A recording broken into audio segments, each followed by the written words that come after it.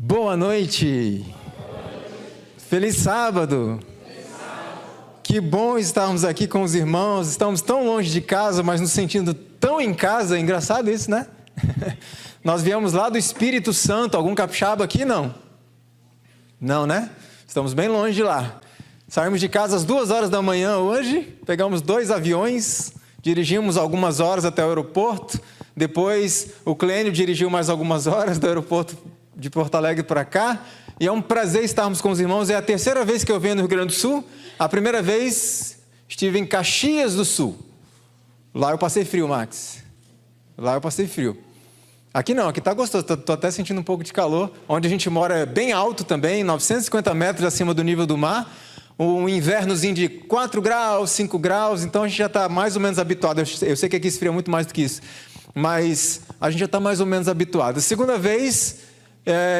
onde é que eu estive a segunda vez? Santa Rosa, mas não esse Santa Rosa aqui. Santa Rosa lá perto da divisa com a Argentina, né?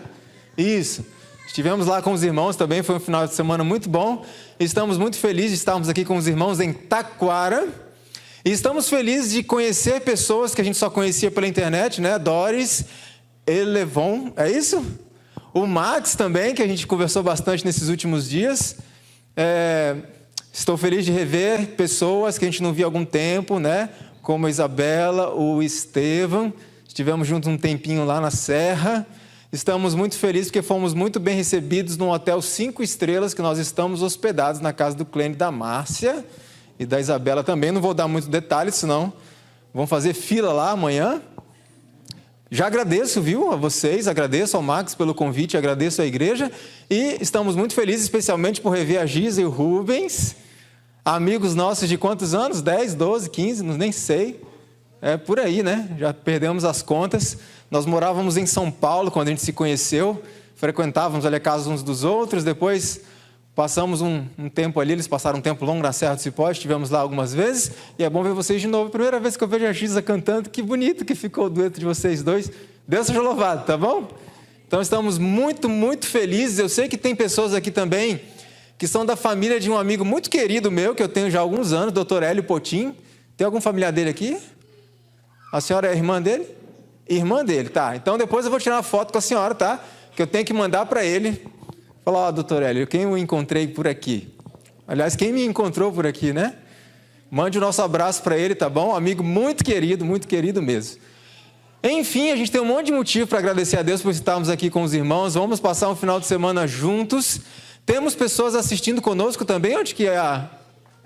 Aqui em cima? Temos pessoas ali assistindo conosco também. Seja bem-vindo você que está aí na sua casa também, confortavelmente.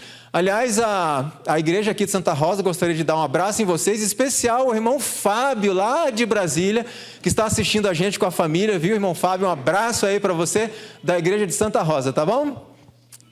Louvado seja o Senhor. E eu espero que estejamos juntos durante todo esse fim de semana. A gente vai começar hoje e vamos terminar só no domingo à noite.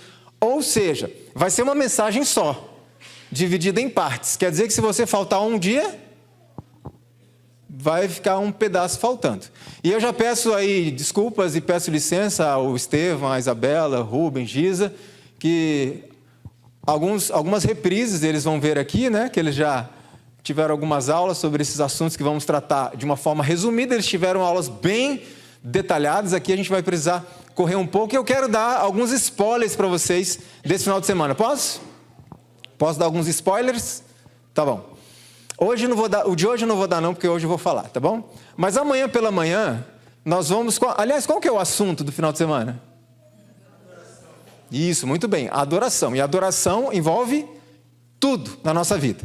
Nós vamos amanhã pela manhã definir o que significa adoração. Porque a partir do momento que a gente vem à igreja para adorar a Deus, a gente precisa saber o que é adorar a Deus, concorda comigo? Cada um adora do seu jeito? Ou existe um conceito bem definido do que é adoração? Existe. E quem define o que é adorar e o que não é adorar? Aquele que vai receber a adoração, o próprio Deus, certo? Então amanhã de manhã nós vamos ver o que é adoração, qual é o conceito de adoração, porque nós precisamos avaliar, porque nós podemos achar que somos verdadeiros adoradores e descobrir que nós não somos. E que precisamos rever algumas coisas, certo? Então amanhã nós vamos ver pela manhã.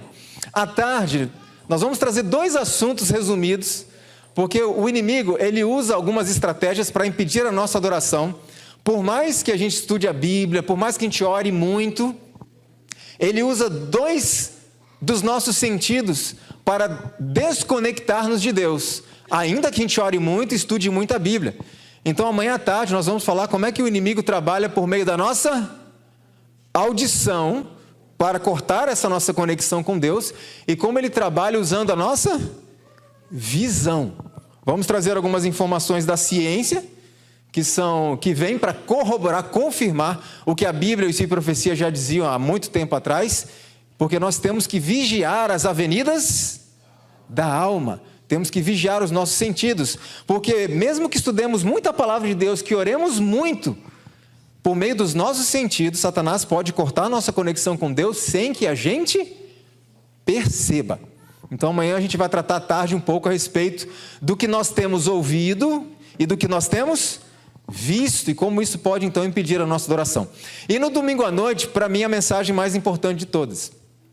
Eu faço uma pergunta. Eu posso obedecer a Deus estritamente em tudo que Ele me pede, nas reformas, as mudanças de vida e continuar não sendo cristão? Sim ou não? Continuar não sendo um adorador verdadeiro? Isso pode acontecer. Então domingo à noite, nós vamos tratar de um assunto que para mim é o mais importante que nós devemos atentar hoje.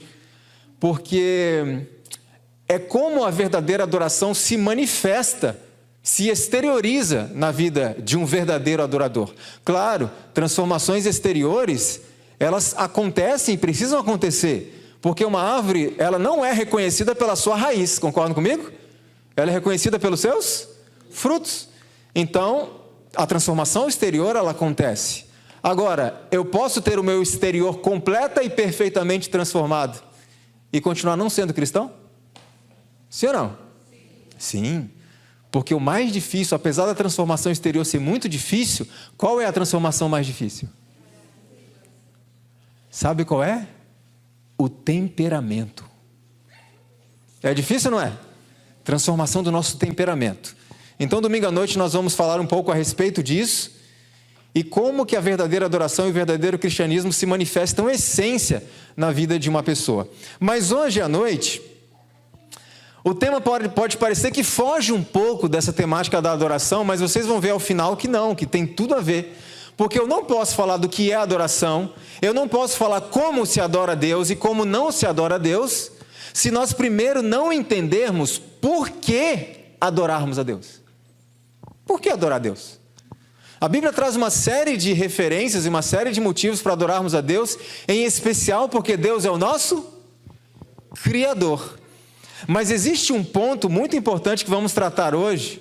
Por que nós devemos adoração a Deus? Por que devemos obedecê-lo, servi-lo e nos submetermos a Ele? E vocês vão ver hoje que aquilo que Deus nos pede diante do que Ele nos deu é pouco. Sim ou não? O que Ele nos pede diante do que Ele nos deu ainda é pouco. E hoje nós vamos tratar um pouco a respeito disso. Eu quero convidá-los a abrir a Bíblia comigo na primeira carta de Paulo a Timóteo, capítulo 3. 1 Timóteo, capítulo 3.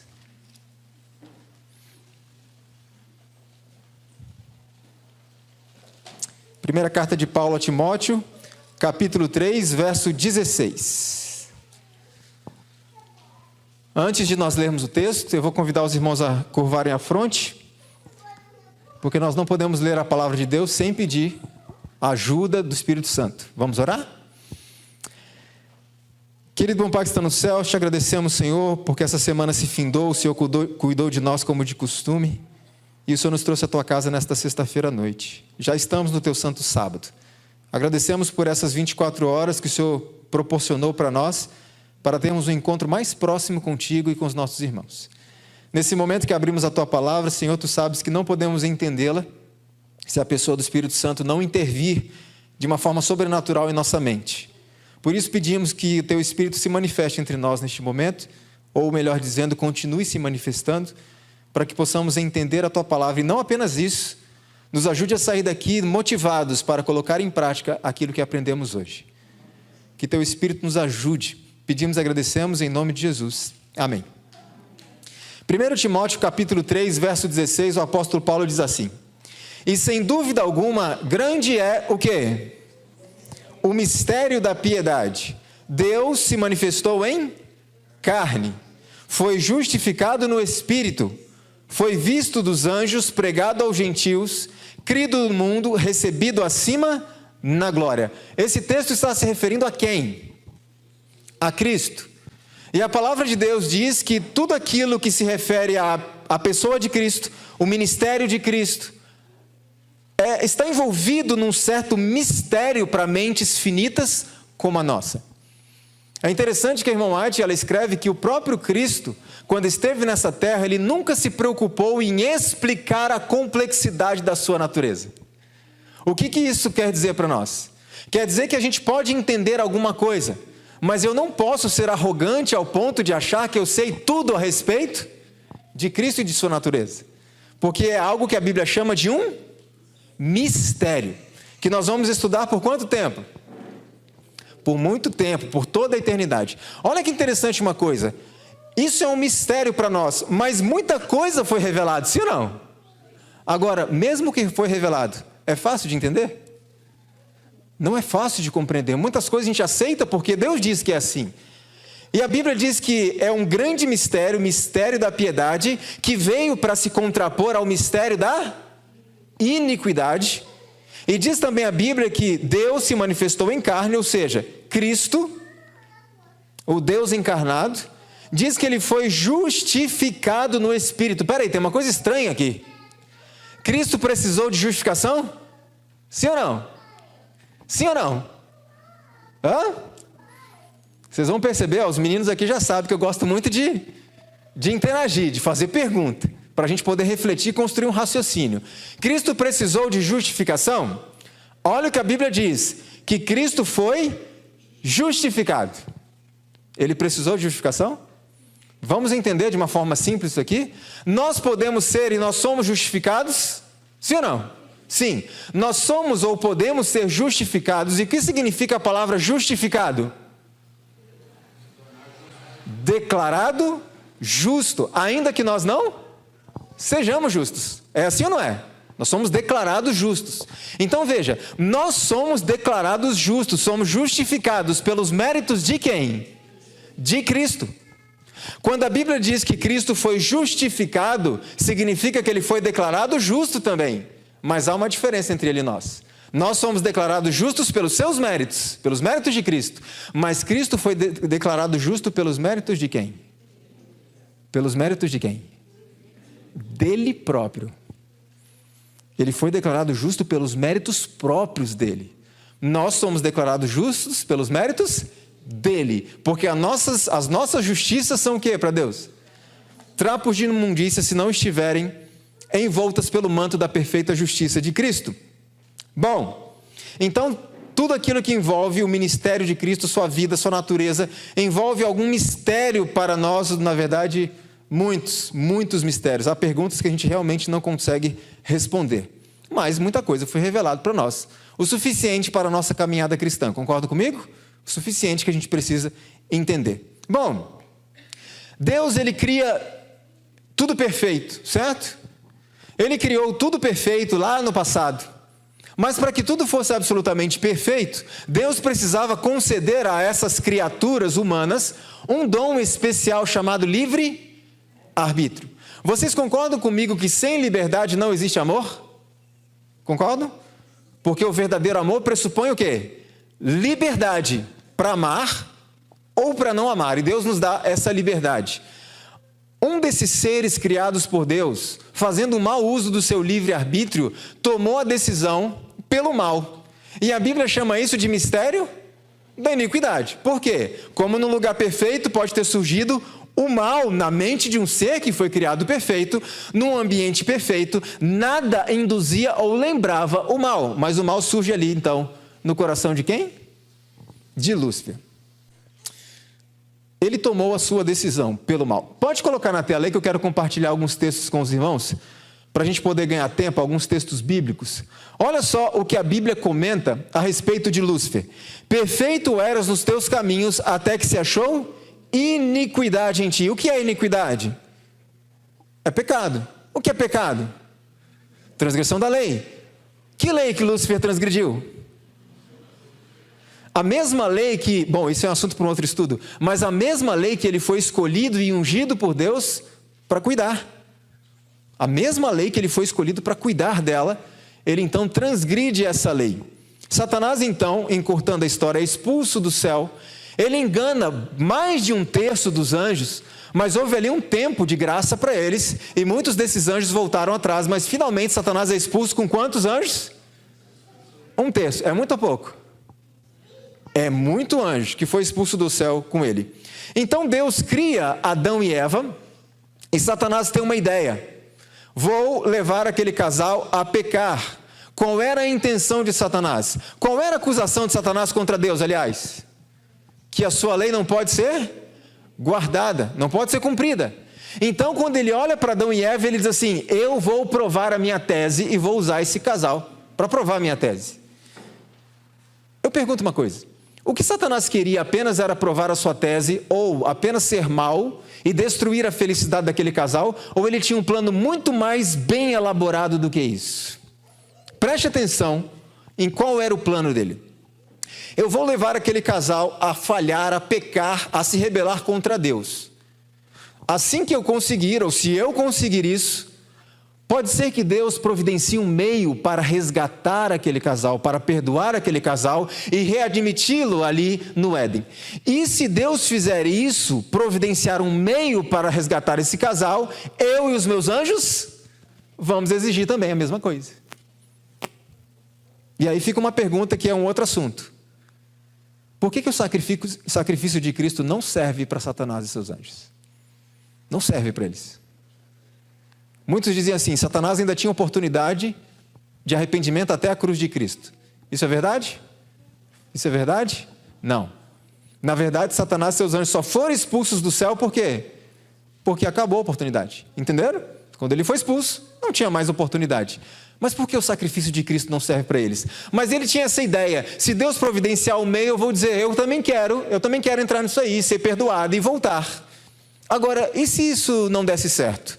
Se Deus não providenciasse um meio, ele também tinha um plano para isso. Veja, se isto falhasse, podiam unir-se com Adão e Eva, tomar posse do Éden e conservá-lo como seu lar. E se pudessem ter acesso à árvore da vida no meio do jardim, pensava Satanás e seus anjos, nem mesmo o próprio Deus poderia expulsá-los. Viu qual foi a ideia? Se Deus prover o meio, eu vou entrar junto. Se Deus não prover o meio e largar o casal, abandoná-los, a gente então vai tomar conta do Éden, vai fazer do Éden o nosso lar ali, vamos ter acesso à árvore da vida, e aí eu quero ver Deus expulsar a gente daqui. Eu pergunto, era um bom plano? Sim ou não? Era um bom plano, não é? Na proposta dele, era um bom plano. Agora, será que a decisão de Satanás de induzir Adão e Eva a pecar foi uma decisão fácil para ele? Você acha que foi fácil para ele? Olha só que interessante isso daqui. Satanás estremeceu ao pensar em submergir o santo e feliz par na miséria e remorso que ele próprio sofria. Parecia estar num estado de indecisão. Por algum tempo ele pensou: será que eu vou fazer isso? E se esse casal falhar? Se eles caírem, eles são tão felizes. Aliás, vocês sabem que Satanás prometeu muita coisa para os anjos, não foi? Cumpriu? Os anjos tiveram uma vida mais feliz agora, sob o governo dele? Não. E eles cobram isso dele até hoje. Então veja, ele ficou em dúvida: será que eu vou induzir o casal a viver essa experiência que eu estou vivendo hoje, essa miséria? Mas finalmente ele tomou a sua decisão, colocou seus planos em ação, e qual foi o resultado? Qual foi o resultado? Adão e Eva caíram, pecaram. Diante dessa atitude de Adão e Eva, diante dessa rebelião, diante do pecado, qual foi a reação de Satanás e seus anjos? E qual foi a reação de Deus diante do que havia acontecido? Veja que interessante isso daqui. Satanás exultou com o seu êxito, ele se alegrou, ele ficou feliz, ele comemorou. Mas no céu, toda a harpa emudeceu. Os anjos com tristeza arremessaram da cabeça as suas coroas. Olha para o lado de Satanás. Alegria, festa, comemoração com a queda do casal. Olhando para o lado de Deus e seus anjos, tristeza. Isso traz uma lição importante para nós hoje. Quando eu me alegro com a queda do meu irmão, qual é o espírito que habita em mim? Qual é? O espírito do diabo. Porque quando o meu irmão cai, qual deve ser a minha atitude? A atitude do cristão, aquele que reflete a Cristo. Primeiro, tristeza. E segundo, trabalhar intensamente para quê? Resgatá-lo. Trazê-lo de volta ao caminho. É uma máxima, é um princípio básico que a gente aprende muito desde criança, que a gente deve fazer aos outros o quê? O que a gente quer que façam a nós. De forma simples, nós temos que tratar os irmãos que caem em pecado do jeito que queremos ser tratados quando a gente cair. É um princípio básico, sim ou não? Funciona? Funciona? Se colocarmos em prática, dá certo isso? Claro, uma sociedade seria muito melhor se botássemos esse princípio em prática. Agora, os anjos tristes, Satanás alegre. Como estava Jesus diante disso? O casal caiu em pecado, decidiu se rebelar contra Deus. E olha como Jesus estava. Olha que surpreendente. Seu semblante estava como? Calmo. Livre de toda a perplexidade e inquietação. E a pergunta que eu faço é: como é que Jesus conseguia estar calmo numa situação dessa? Sabe por que Jesus estava calmo? Apesar de triste, estava calmo? Porque a divindade já tinha um plano. Deus foi pego de surpresa? Deus nunca é pego de surpresa. Ele já tinha um plano. E que plano é esse? Esse plano foi revelado e foi o seguinte: Jesus disse aos anjos que ficaria entre a ira de seu pai e o homem culpado. Olha que plano estranho. O ser humano se rebela contra Deus. E a Bíblia diz que o salário do pecado é qual? Morte. A ira de Deus sobre o pecado. Mas Cristo diz assim: de um lado estaria um pecador, aliás, um Deus santo profundamente ofendido. Do outro lado estaria um pecador, alguém que ofendeu profundamente ao Deus santo. E entre os dois estaria quem? Jesus. Eu pergunto, isso é justo? Isso é justo? Não. A Bíblia diz que a alma que pecar, essa morre. Mas Cristo diz: eu vou me colocar entre o Pai e o ser humano pecador. A decisão foi fácil para ele? Não, não foi. Pensais que o pai entregou seu muito amado filho sem esforço? Não, absolutamente. Foi mesmo uma luta para o Deus do céu decidir se deixaria o homem culpado perecer ou dar seu amado filho para morrer por ele. Por que foi uma luta tremenda para a divindade tomar essa decisão? Porque eles sabiam o que Cristo teria que passar. E o que é que Cristo teria que passar, irmãos? O que ele teria que enfrentar? Aliás, o que foi que fez Cristo suar gotas de sangue lá no Getsêmani? Foi o medo da morte? Jesus estava com medo de morrer? Jesus estava com medo da violência, dos açoites? Querem ver uma coisa? Nós tivemos agora recentemente a nossa Semana Santa, Semana do Calvário, não foi? Quando alguém fala Semana do Calvário, Semana Santa, qual é a primeira imagem que vem na sua cabeça? Qual é? A cruz, os espinhos, os pregos, os açoites, o sangue, sim ou não? Mas uma coisa me chama a atenção aqui. A angústia pela qual Cristo passou foi o medo da violência física que ele sofreria dos homens? Quer ver uma coisa interessante? Num passado não muito distante, e isso tem acontecido em alguns lugares do mundo hoje, inclusive, pessoas eram presas, cristãos eram presos e eram levados para guilhotinas, para fogueiras, para coliseus cheios de feras. E muitas dessas pessoas iam para esses lugares fazendo o quê? Cantando. Olha que essas pessoas iam cantando para esses lugares. Eu li certa vez um livro do pastor chamado Maurice Vanden. E ele dizia assim: essas pessoas iam para a fogueira e eram queimadas cantando, e ele diz: você já pôs a mão numa panela quente? Você cantou? Teve vontade de cantar naquela hora, um hino? Então veja, essas pessoas iam para a fogueira cantando. Sejamos sinceros, você acha que Cristo estava com medo de morrer? que estava com medo da violência que seria colocada sobre ele, estava com medo de espinhos, de cravos, de açoitamento? Claro que não. Então o que foi que causou essa profunda angústia de Cristo? Muitas vezes, quando falamos do sacrifício de Cristo, a gente coloca todo o foco ali na violência física.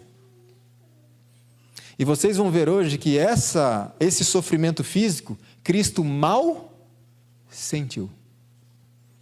Tão grande era o verdadeiro sofrimento, a verdadeira angústia que ele estava passando, era tão profunda que a parte física ele mal sofreu. Quer ver que interessante o que o irmão White escreve sobre isso? Cristo morreu na cruz, morte por demais cruel. Todavia outros, por amor dele, sofreram de que forma? Igualzinho. Mas no tocante à tortura física. O sofrimento físico não foi senão uma pequena parte da agonia do amado Filho de Deus. Interessante que o sofrimento físico foi uma pequena parte do sofrimento de Deus, mas nós colocamos todo o foco no sofrimento físico. Sim ou não? Então você... Não faça isso. Amanhã a gente vai conversar mais sobre isso. Mas uma pessoa vai assistir uma novela bíblica ou pseudo-bíblica. Vai assistir um filme pseudo-bíblico que vai falar sobre Cristo e o seu sacrifício. O que aparece nos filmes? Violência, violência e violência. A parte que Cristo menos sentiu. Por que isso? Porque o verdadeiro sofrimento que Cristo passou não é possível ser retratado por atores. Não é possível. E hoje nós vamos entender que sofrimento foi esse. Se nós não colocarmos o foco no lugar certo, sabe qual vai ser a consequência? Esta aqui, ó. Em consequência das ideias limitadas acerca do sofrimento de Cristo, muitos estimam em pouco a grande obra da expiação. Ou seja, quando nós não entendemos o que foi o sacrifício de Cristo e olhamos para Cristo apenas como alguém que sofreu, que apanhou, que foi assassinado, e nós entendemos que muitas outras pessoas, milhões de pessoas morreram igual Cristo morreu no aspecto físico, nós somos levados a sentir pena de Cristo. E pena não é o sentimento adequado em relação ao que Cristo fez por nós. Concordam comigo? Agora, quando a gente começa a entender que sacrifício foi esse, a gente deixa de sentir pena. E nós passamos a ter admiração, espanto, profundo respeito, reverência e amor por Ele. Então nós precisamos entender o que realmente aconteceu com Cristo. E isso começou assim que ele e os discípulos saíram daquela última ceia. Veja como os testemunhos descrevem este momento. Ao aproximarem-se do jardim, os discípulos notaram a mudança que se operara em seu mestre. Seu corpo cambaleava como se estivesse prestes a cair. Cada passo que dava agora fazia-o com extremo esforço. Gemia alto como sob a opressão de terrível fardo. Por 2 vezes os companheiros o sustiveram, do contrário teria tombado por terra. O que estava acontecendo com Cristo naquele momento? Que por 2 vezes os seus discípulos tiveram que segurá-lo porque ele estava a ponto de desmaiar, tão profunda era a angústia. Eu pergunto, quantas chicotadas ele tinha levado? Nenhuma. Ninguém tinha encostado nele ainda. Mas por que Cristo estava tão angustiado naquele momento, sofrendo tanto? Veja a resposta que a Bíblia dá. Isaías capítulo 63. Isaías capítulo 63, verso 3. O que é que estava acontecendo com Cristo que estava angustiando o Salvador tão profundamente que os discípulos tiveram que segurá-lo para não desmaiar e a ponto de no Getsêmani ele suar grandes gotas de sangue? Isaías 63, verso 3. Diz assim o profeta: Eu quem? Eu quem está dizendo aqui? Está se referindo a Cristo. Eu pisei no lagar de que forma? Sozinho. E dos povos ninguém ouve comigo. E os pisei na minha ira e os esmaguei no meu furor, e o sangue salpicou as minhas vestes e manchei toda a minha vestidura. Interessante esse texto aqui. A gente precisa analisá-lo com mais cuidado. Mas o importante para nós é o verso 3, o início. Eu pisei no lagar sozinho. Peraí, sozinho em que sentido? Olha só, quando alguém está se sentindo muito sozinho, e nós podemos nos sentir sozinhos no meio da multidão, sim ou não? cercado de pessoas, sim ou não? Quando alguém se sente sozinho, muito abandonado, e a gente vai consolar essa pessoa, animá-la um pouco, a gente costuma dizer as seguintes palavras: amigo, não fique assim. Ainda que todos te abandonem, Deus está contigo. Deus nunca te abandonará. Pode uma mãe esquecer do filho? A Bíblia diz: porém, ainda que uma mãe se esqueça, eu não me esquecerei de ti, diz o Senhor. Então não é assim que nós consolamos as pessoas? Pois bem, Cristo disse: eu passei por isso, eu passei por essa situação, de que forma? Sozinho. Então Cristo ele foi abandonado por todos, as multidões seguiam Cristo, e eu acho muito triste isso, porque as multidões seguiam Cristo, sim ou não? A pergunta que se faz é: até que momento? Até que momento as multidões seguiam Cristo? E a pergunta que eu faço é: enquanto Cristo estava pendurado na cruz, à beira da morte, onde é que estava a multidão? Onde é que estava? Vocês sabiam que muitas pessoas que estavam ali gritando: crucifica-o, crucifica-o, haviam sido curadas por Cristo? A questão é que muitas vezes nós, isso fica lição para nós, muitas vezes nós nos aproximamos de Deus, aproximamos de Cristo, enquanto entendemos que Ele pode satisfazer as nossas necessidades. Quando a gente olha para Cristo numa cruz, não pode produzir mais nada agora? Então deixa aí, a gente vai procurar outra pessoa que nos satisfaça. Nós temos esse costume ou não temos? Quantas pessoas estão por aí lotando igrejas em busca de bênçãos ou em busca do Senhor da bênção? Em busca de bênçãos ou do Senhor da bênção? Existem pessoas que quando recebem a bênção que tanto queriam, nunca mais aparecem na igreja. E existem pessoas que recebem bênçãos de Deus, insistiram tanto, Deus permitiu que conquistassem aquela bênção, e aquela bênção afasta as pessoas de Deus. Já parou para pensar nisso? Muitas vezes a bênção afasta a pessoa de Deus. Senhor, eu estou desempregado, concede-me um emprego, eu preciso sustentar minha família. Deus, toma filho, um emprego. E por causa daquele emprego a pessoa não vem mais ao culto, está muito cansada, chega atrasado na escola sabatina porque está muito cansada. Senhor, me dê um carro para eu me locomover com a minha família. E Deus, tome filho o carro. E aí no domingo à noite, em vez de vir para a igreja com o carro, vai para o shopping, vai passear em outros lugares. Vocês percebem porque muitas vezes Deus nos concede algumas coisas para que Ele abra os nossos olhos? Então lição para nós: se Deus quiser nos dar bênçãos, louvado seja o seu nome. Se Ele não quiser, louvado seja o seu nome, porque Ele não tem obrigação nenhuma de dar absolutamente nada a nós, nem o ar que respiramos. Sim ou não? Sim ou não? Deus não é obrigado a dar-nos nada. Então só o fato de estarmos vivos já é um motivo para agradecer. As multidões seguiam a Cristo. Até quando? Até quando? Mas naquele momento de abandono total que Cristo estava ali, você poderia estar ali e dizer: Senhor, mesmo que todas as pessoas tenham te abandonado, Deus está contigo. Então eu pergunto, mesmo que todas as pessoas tivessem abandonado a Cristo naquele momento tão difícil, Deus continuava com ele, sim ou não?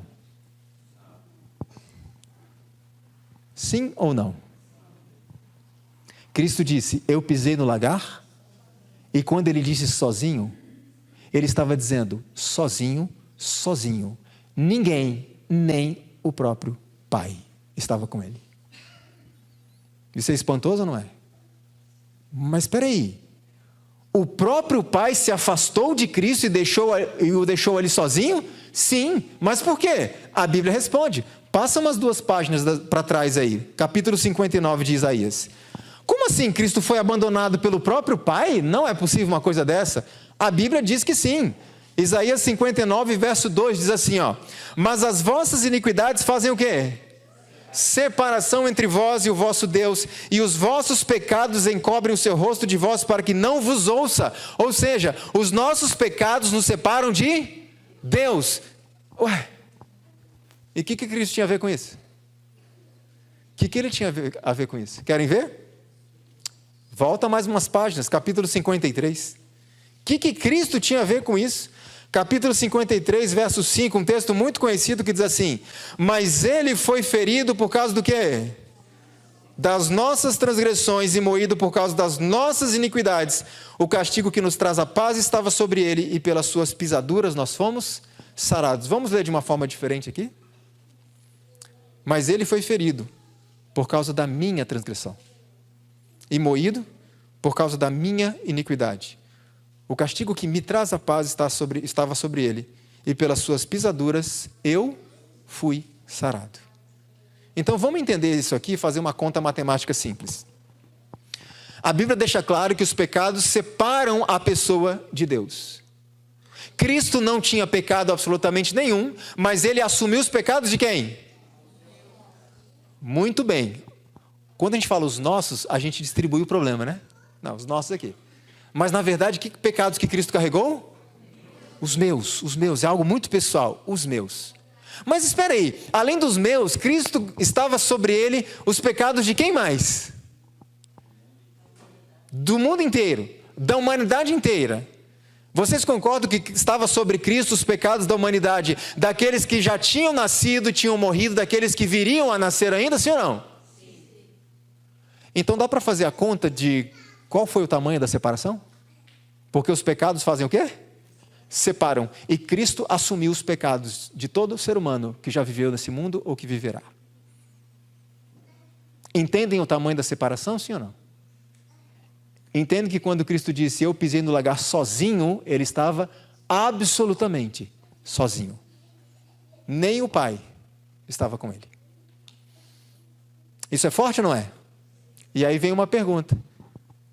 Como é que ele conseguiu então? Ser humano vence sem Deus? Como é que Cristo venceu?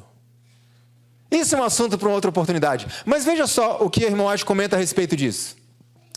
Deus retirara a certeza que até então concedera a seu amado filho de sua aprovação e aceitação. Ou seja, a partir desse momento que Deus retira a certeza, significa que agora Cristo não tinha mais o quê? Não tinha mais o quê? Certeza. Mas peraí, ele não tinha certeza do quê? Ele não tinha certeza disso. Mas tinha algo mais profundo. Querem ver? Não era do sofrimento físico que o Filho de Deus recuava. A glória de seu Pai, sua mantenedora presença, haviam feito o que com ele? Abandonado. Até mesmo dúvidas assaltaram o agonizante Filho de Deus. Dúvidas em relação a, será que o sacrifício vai ser aceito? Vai ser pleno? Mas tinham outras dúvidas surpreendentes para nós. Veja isso daqui. O Salvador não podia enxergar para além dos portais do sepulcro. A esperança não lhe apresentava sua saída da sepultura como vencedor. Qual era a outra dúvida que Jesus tinha? Ele não tinha certeza do quê? Se ele iria ressuscitar. Isso é forte ou não é? Sabe o que me chama a atenção? Olha só. Jesus não tinha um único raio de luz para clarear o seu futuro. Sabe o que me chama a atenção nisso? Cristo não tinha mais certeza se ele iria ressuscitar. Mas mesmo assim, ele fez. E eu pergunto, por quem? Por quem? Por mim. Por você.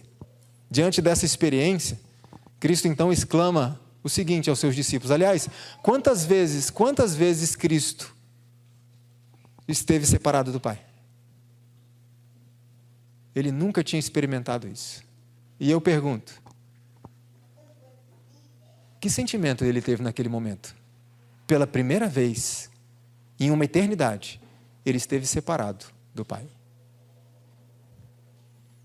Diante desse sofrimento e dessa angústia, Cristo exclama aos seus discípulos, a minha alma está cheia de tristeza até a morte, ficai aqui comigo e velai.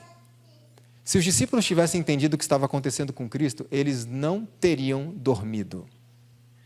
Se Pedro tivesse entendido o que estava acontecendo com Cristo, Pedro não o teria negado. E depois de Pedro negá-lo, quando o olhar de Pedro cruzou com o olhar de Cristo, Pedro saiu, a Bíblia diz, e foi chorar amargamente. Vocês sabem onde Pedro foi chorar? No Getsêmani. Exatamente onde Cristo havia suado gotas de sangue há algum tempo atrás. Se Pedro tivesse entendido o que estava acontecendo com Cristo, eles não teriam abandonado, eles não teriam negado, eles não teriam deixado Cristo sozinho no momento que ele mais precisava do quê? De companhia. Agora, como se fosse pouco, tinha alguém ali atormentando Cristo. Quem era? Satanás.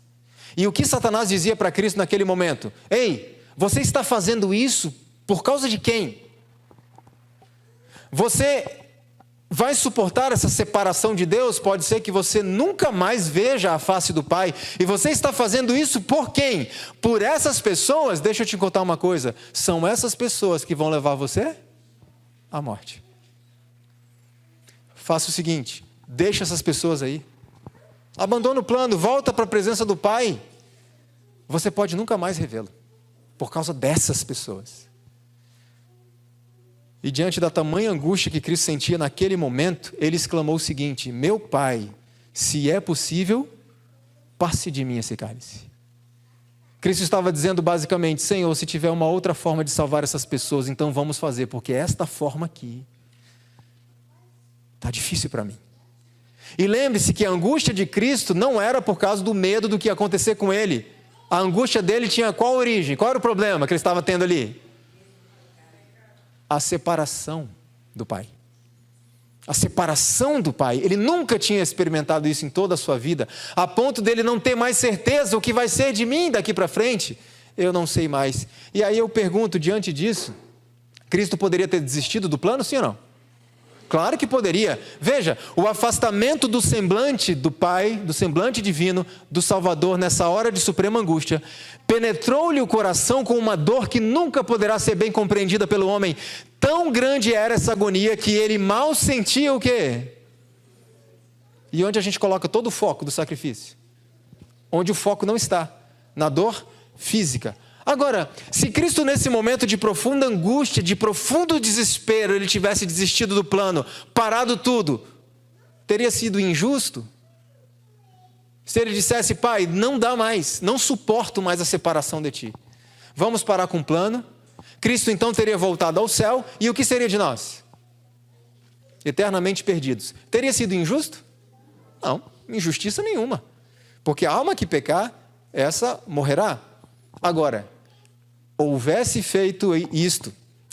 ele feito isto, e não teria havido redenção para o homem caído. Ou seja, esse é o principal motivo pelo qual devemos agradecer a Deus todos os dias, porque Cristo não desistiu. Cristo não desistiu. Cristo tinha dúvida, sim. E a dúvida principal dele é: o que será de mim? O que vai ser de mim? Eu não sei. Vou ressuscitar? Não sei. Vou ver a face do Pai de novo? Não sei. Mas ele tinha uma certeza. Qual era a vontade de Deus? E ele diz: Pai, se possível, passa de mim esse cálice. O cálice não passava, e ele diz: se esse cálice então, Senhor, não pode passar de mim sem eu beber, então faça-se a tua vontade. Esta frase representa em essência uma experiência de adoração. Faça a tua vontade, ainda que não seja agradável a mim, ainda que não seja bom para mim, ainda que não seja agradável aos meus sentidos, ainda que eu não compreenda, ainda que eu não veja o futuro, faça-se a tua vontade. Isso é adoração. Amanhã de manhã a gente vai conceituar um pouco melhor essa questão. Cristo então tinha dúvidas: o que será de mim? Mas ele tinha uma certeza: qual é a vontade do Pai? Olha que interessante esse texto aqui. 3 vezes recuou sua humanidade do último e supremo sacrifício. Surge, porém, então, a história da raça humana diante do Redentor do mundo. Nesse momento em que sua natureza humana recua, surge a história de quem?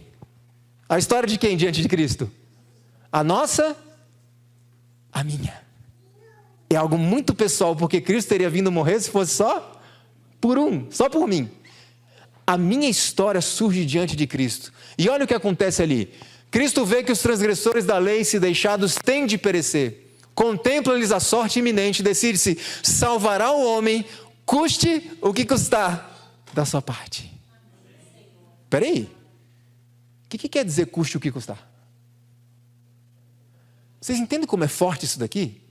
Então pensa no seguinte. Imagine que nesse momento, é claro, irmãos, se Cristo tivesse morrido e não ressuscitasse mais, teria salvação para nós? Não. Nenhum de nós seria ressuscitado um dia. dependíamos também da ressurreição de Cristo. Mas pense no seguinte, apenas para a gente entender esse profundo sacrifício. Imagine que naquele momento de angústia o pai se manifestasse a Cristo e dissesse assim: filho, o teu sacrifício vai salvar estas pessoas, mas você não. Ele teria feito assim mesmo? Se o pai dissesse: filho, a sua morte vai salvar essas pessoas, mas você não ressuscitará nunca mais. Você assumiu tanta coisa, a separação é tão grande, que eu não posso recebê-lo novamente aqui. Você vai permanecer por toda a eternidade morto. Ele teria feito? Se o pai dissesse: filho, se você for em frente, essas pessoas serão salvas, mas nós nunca mais nos veremos. Cristo teria feito? Por quem? Por mim. Custe o que custar. Irmãos, isso é profundo demais para mim. Eu confesso que é difícil assimilar isso. Mas a angústia de Cristo não termina ali na cruz. E perto da hora nona, diz a Bíblia, exclamou Jesus em alta voz, dizendo: Eli, Eli, lama sabactani, isto é, Deus meu, por que me desamparaste? Por que me abandonaste? Era o que o filho dizia ao pai. Era como Cristo se sentia, completamente abandonado. Mas será que Deus o havia abandonado realmente? Preste atenção nisso. Mas Deus sofre com o seu filho. A questão é, Deus estava sofrendo junto com Cristo, mas a presença de Deus não poderia ser revelada a ele, porque ele tinha que enfrentar aquilo de que forma? Sozinho, absolutamente sozinho. E eu repito a minha pergunta para a gente refletir: como Cristo venceu se estava sozinho? Como? Pense nisso. Como ele venceu se ele estava sozinho? E naquele momento, algo aconteceu. Olha o que a Bíblia diz. E desde a hora sexta houve trevas sobre toda a terra até a hora nona. A Bíblia diz que em determinado momento baixaram trevas sobre a cruz. Você sabe para quê? O que significava aquilo? Veja, naquela densa treva ocultava-se a presença de Deus. O Pai estava com o Filho, sua presença, no entanto, não foi revelada. Naquela tremenda hora, não devia Cristo ser confortado com a presença do Pai. Ou seja, aquelas trevas baixaram sobre a cruz para esconder a presença de quem? De Deus. Porque se não fosse dessa forma, Cristo perceberia sua presença, Cristo não poderia perceber, e aqueles homens seriam fulminados pela presença de Deus. É interessante até olhar para o santuário, porque no dia da expiação, quando o sumo sacerdote entrava dentro do lugar santíssimo, o que é que se manifestava ali entre os querubins? Shekinah, a manifestação visível da glória de Deus. Mas o sumo sacerdote não podia entrar ali sem um objeto, um incensário, que enchia o lugar santíssimo de incenso. E qual era a intenção de Deus com aquela fumaça? Proteger o sacerdote da glória de Deus. Olha como tudo se encaixa. Então, naquele momento de profunda angústia e dor, Cristo se apegou à única coisa que ele tinha para se apegar. Sabe o que foi? Durante aquelas horas pavorosas, apoiara-se às provas que anteriormente lhe haviam sido dadas quanto à aceitação de seu Pai. Naquele momento de profunda angústia e dor, Cristo então se apega à única coisa que ele podia se apegar. O que era? O que era? As evidências que Deus tinha dado quando? No passado. A gente tem um texto que a gente conhece muito bem, que diz assim: nada temos ao temer quanto ao futuro, a menos que nos esqueçamos o quê? A forma como Deus nos guiou e os ensinos que nos ministrou no passado. Então, nesse momento de angústia, Cristo se apegou às evidências que o Pai tinha dado no passado de sua aceitação.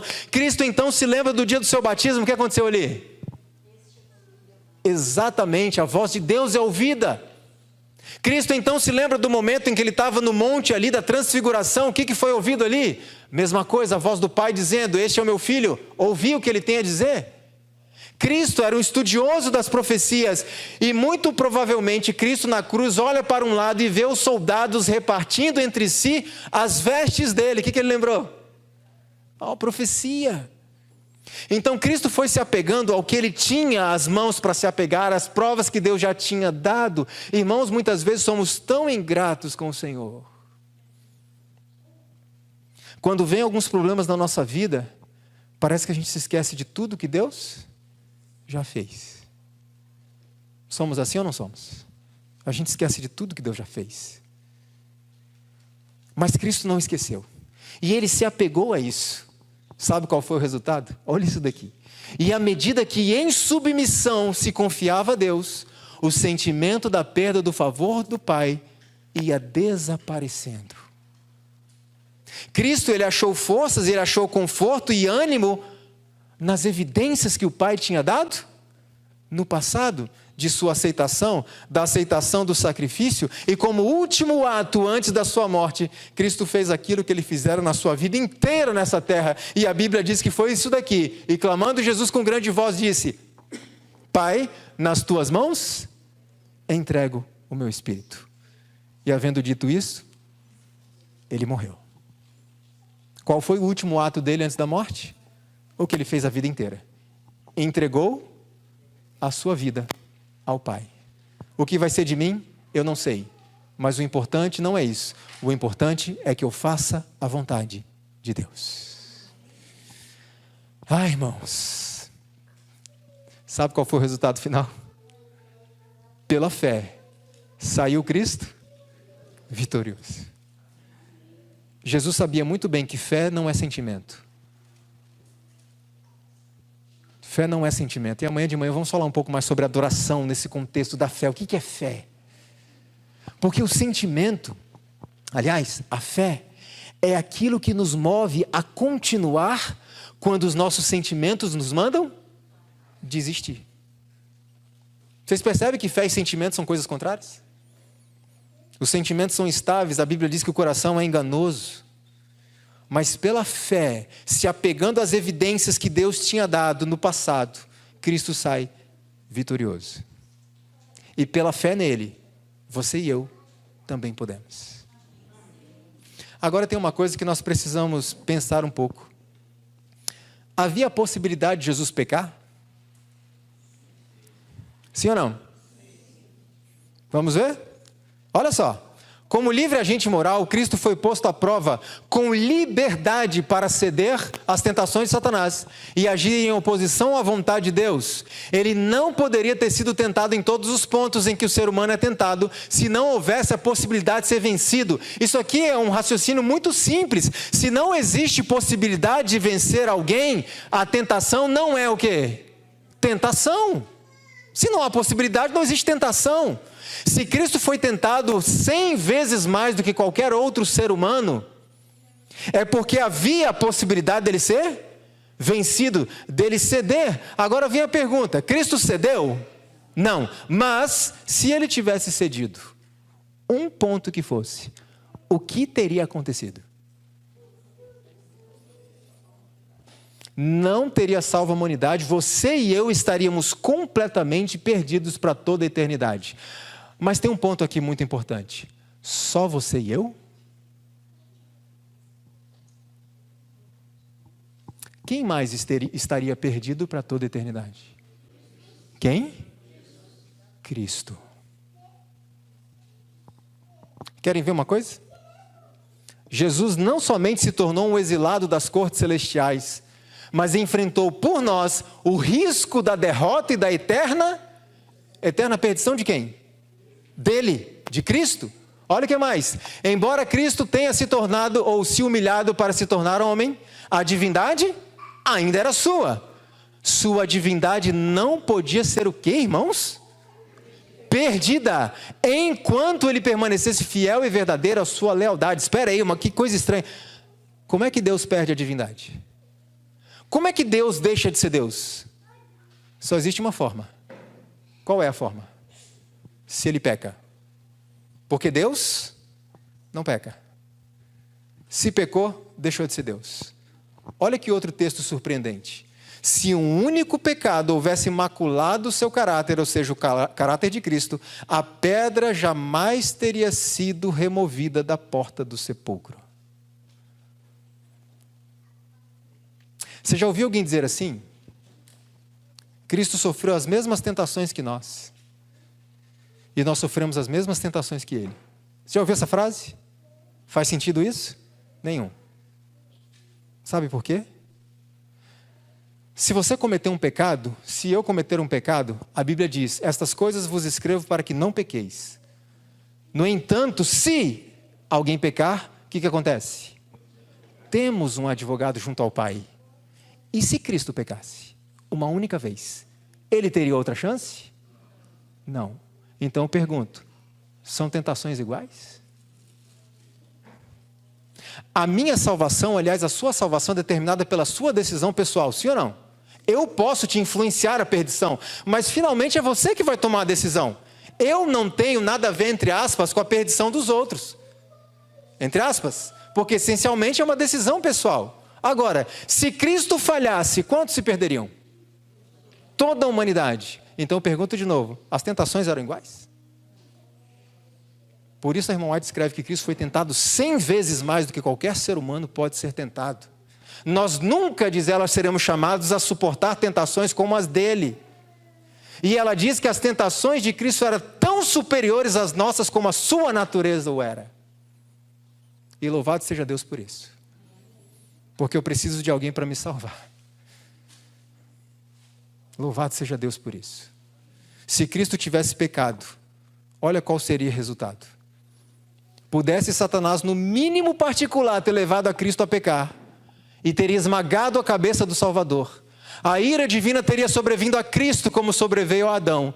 Cristo e a igreja teriam ficado sem esperanças. Para que Jesus fez isso? Para quê? Por quem? Por isso daqui? É. Por isso daqui. Custe o que custar.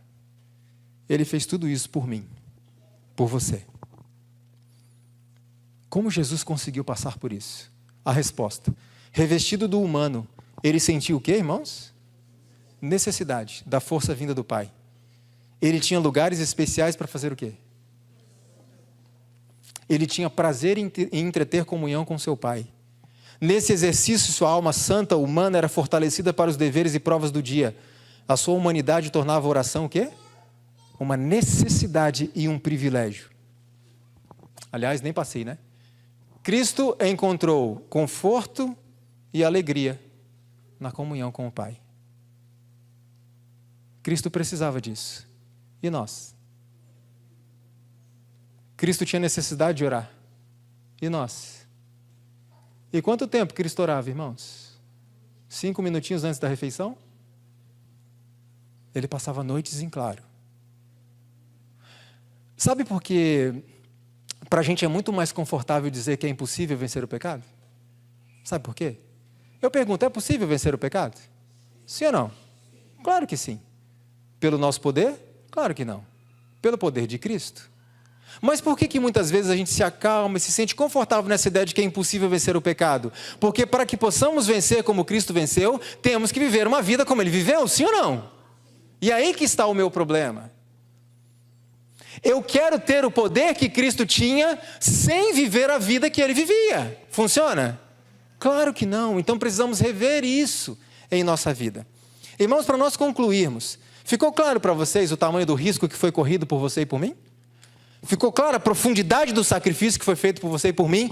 Que a cruz, os espinhos, Cristo mal sentiu. Mal sentiu. Agora imagina que Jesus está aqui, em pessoa, e nós podemos vê-lo, Ele está aqui, assentado, ouvindo tudo. E diante de tudo que nós ouvimos em relação ao que Ele fez por nós, e teria feito muito mais, Cristo teria feito qualquer coisa para salvar você e a mim, menos uma. Qual era?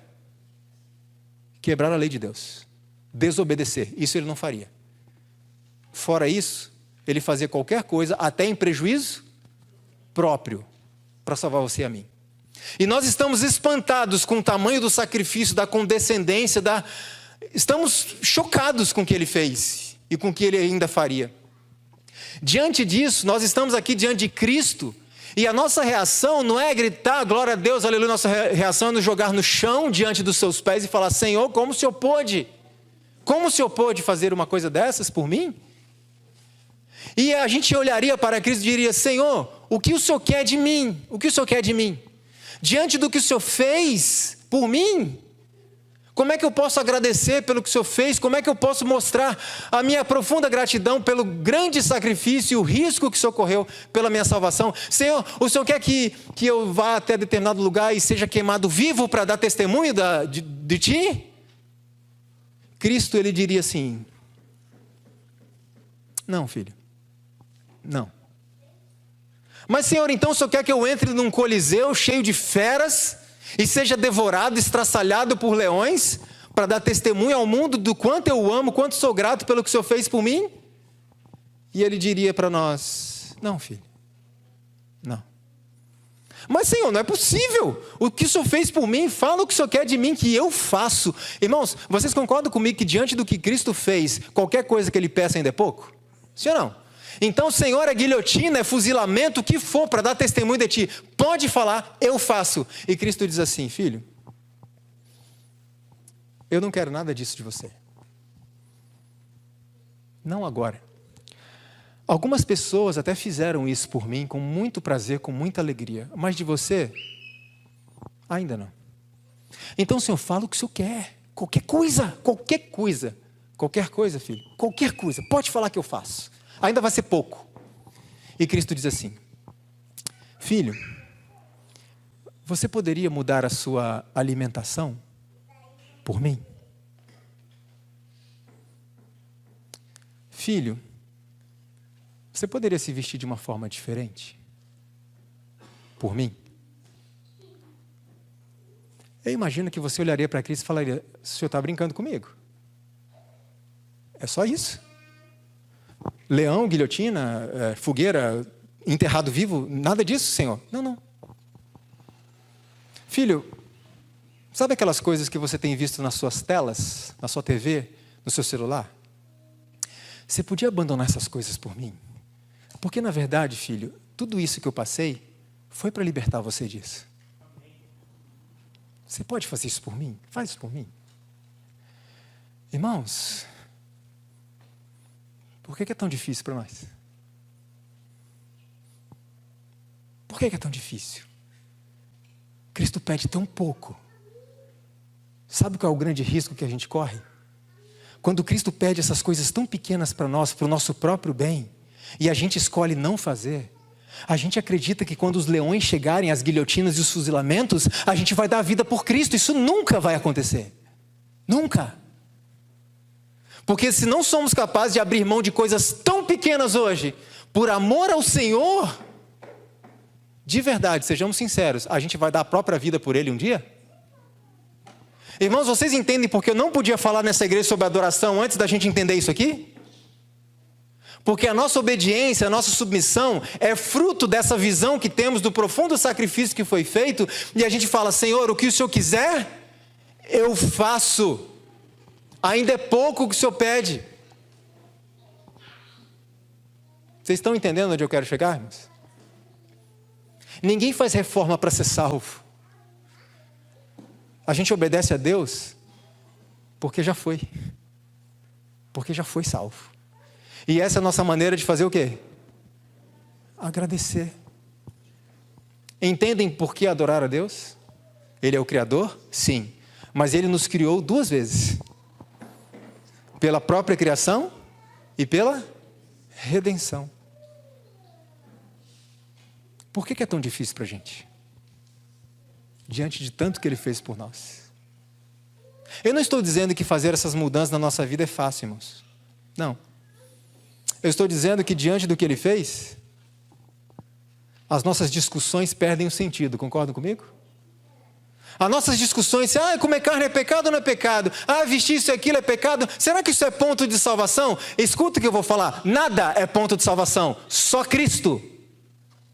Ninguém vai para o céu porque guardou o sábado, vai? Vai? Não. As pessoas que estarão no céu guardaram o sábado. Por quê? porque amaram Jesus. E ele disse: se me amais, vocês vão guardar os meus mandamentos. Nada é ponto de salvação. Nada dá ponto para nós com Cristo. Nada, absolutamente nada. A irmã White chega a escrever que os louvores, as orações, ações de graça dos verdadeiros cristãos ascendem ao Pai, mas estão contaminados com a humanidade. E se não forem purificados pelo sangue de Cristo, não são aceitos diante do trono. Tudo é por intermédio de Cristo. Tudo. E nós não fazemos essas coisas para sermos salvos. Fazemos por amor. Por gratidão. E se essa não é a nossa motivação, temos um problema. Porque essas reformas vão se tornar um grande fardo na nossa vida. Mas quando a gente entende isso, o amor de Cristo por nós, o grande sacrifício, a gente começa a vasculhar este livro aqui, sabe para quê? Para descobrir: Senhor, o que o Senhor quer que eu faça agora? O que o Senhor quer que eu faça? É isso aqui, Senhor. Olha, vai ser difícil para mim. O Senhor me ajuda? E a gente começa a se esforçar. E o que Deus faz? Ajuda. Irmãos, não se engane. Se nós não obedecemos nas pequenas coisas, não seremos obedientes quando a crise chegar. A Bíblia diz que quem não é fiel no pouco, não vai ser fiel no muito. Então, o primeiro apelo que eu faço nesse final de semana: busque conhecer qual é a vontade de Deus para a sua vida e faça. E faça. O Espírito Santo fará o resto. Nosso trabalho é obedecer. Entendendo ou não? Gostando ou não? Porque tudo que Cristo nos pede que façamos, qualquer sacrifício, Ele já fez um muito maior. Que Deus nos ajude, que Deus nos desperte enquanto ainda há tempo, para que possamos examinar o nosso próprio coração. Parar um pouco de examinar o coração dos outros, porque a gente não consegue enxergar o coração dos outros, concordam? A gente tenta, se esforça, mas não dá certo, sempre dá problema isso. E a partir do momento que a gente começa a investigar o nosso coração, a gente descobre tanta coisa, mas tanta coisa para ser mudada, que não dá tempo de ficar vigiando os outros, concorda comigo? E eu não estou falando de síndrome de Caim, ok? O irmão está em erro e eu abandono lá, porque todo mundo é pecador mesmo. Não, não é isso. Muitas vezes eu gasto tempo demais vigiando os irmãos para ver quem está fazendo coisa errada. E enquanto eu gasto tempo com isso, eu não gasto tempo com o quê? O que está errado em mim? E cada dia é uma nova descoberta, sim ou não? Que precisamos mudar.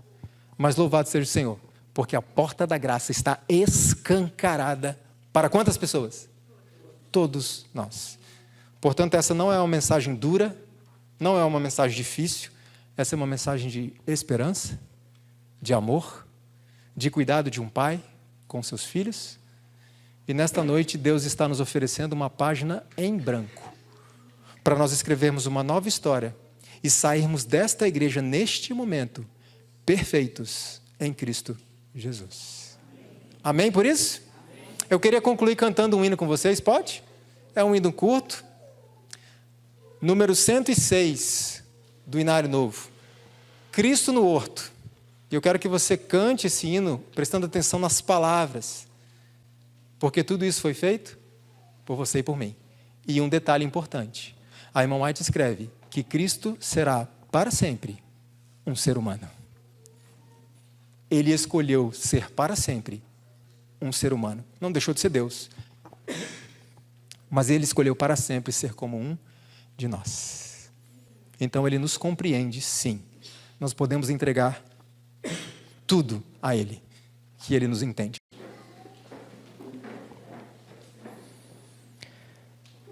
Querido bom Pai que estás nos céus, não temos mais nada a dizer-te nesta noite, a não ser muito, muito obrigado. Senhor, nós vimos um pouquinho daquilo que foi o profundo sacrifício de Cristo, mas isso aqui é nada em relação àquilo que ainda vamos estudar durante toda a eternidade. Cada novo aprendizado que teremos, Senhor, nos trará admiração, nos trará espanto. E eu já posso vislumbrar todos nós aqui juntos nas mansões celestiais, ouvindo Cristo contar um pouco mais dessa história. E, Senhor, eu acredito que a cada nova frase que Jesus disser, nós vamos tirar as coroas da nossa cabeça e dizer: não, Senhor, não dá. A tua serva nos revela, inclusive, Senhor, que quando chegarmos aos céus, teus anjos virão com as coroas para colocar nas nossas cabeças, e é-nos revelado que Jesus não vai permitir. Porque Ele, com sua própria mão, irá colocar a cabeça em cada um dos seus filhos. Não dá para entender, Senhor. Nós só podemos dizer: louvado seja o teu nome. E só podemos pedir: tenha misericórdia de nós. Como temos falhado contigo. Por favor, abra os nossos olhos. Ajude-nos a entender o que foi feito por nós. Não foi brincadeira, Senhor. Não foi uma coisa simples.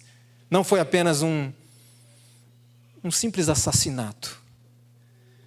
Foi muito mais profundo o que Cristo fez. Ele estava disposto a abrir mão da sua própria eternidade, da sua própria divindade, para salvar a nós. Por favor, tenha misericórdia da gente. Desperta cada um de nós, desperta a tua igreja. Que possamos buscar o conhecimento da tua vontade. E que possamos colocá-lo em prática com o poder que o Senhor mesmo nos dá por meio da pessoa do Espírito Santo. E, Senhor, por favor, una o teu povo. Estamos desunidos, estamos brigando por assuntos tão simples, muitas vezes banais. Por favor, una o teu povo. Para que possamos, então, revestidos do poder do teu Santo Espírito, concluir o trabalho que temos nesta terra. Para que possamos muito em breve olhar para o Senhor face a face. Para que possamos muito em breve olhar para Cristo e termos o privilégio de dizer obrigado pessoalmente. Eu não creio, Senhor, que neste primeiro momento vamos abraçá-lo. Eu creio que iremos nos atirar aos seus pés. Por favor, ensina-nos a nos atirar aos pés de Cristo agora, nesta terra, em nosso lar, para que possamos participar deste momento nas mansões celestiais. Derrama o teu Espírito sobre a igreja aqui de Santa Rosa, sobre o pastor, a sua liderança e cada família aqui, cada representante das igrejas, de outras igrejas que estão aqui, nossos amigos que estão assistindo pelas redes sociais. Derrame uma bênção especial sobre cada um de nós e que saiamos daqui, Senhor, não tristes, não chateados, não desmotivados, porque a vida cristã é muito difícil, realmente é, mas que saiamos daqui felizes, empolgados, estimulados e motivados a buscar este poder que nós podemos ter para vencer qualquer pecado. Leva-nos para casa com essa convicção: podemos vencer qualquer pecado pelo poder que Cristo Jesus nos concede. E que isso seja uma realidade em nossa vida, em nome de Cristo Jesus, o nosso Salvador e Senhor. Amém.